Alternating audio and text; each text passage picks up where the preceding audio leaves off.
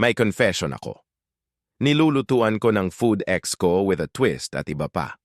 Nung nagsasama pa kami ng ex ko, I do all the wifey things a loving girlfriend does kasi love language ng ate mo ang magluto at gustong-gusto ng ex ko yung mga luto ko.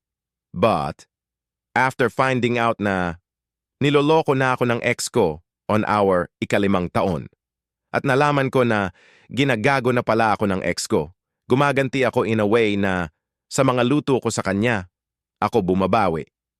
I know hindi appropriate, pero minsan kuha talaga niya yung gigil ko sobra.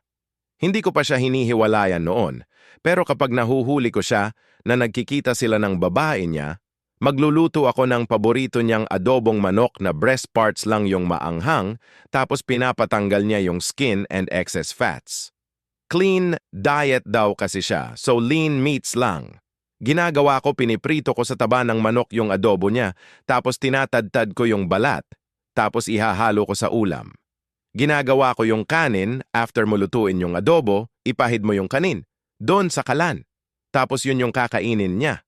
May mga kasamang balat ng manok na prinito. Naakala niya rekado lang.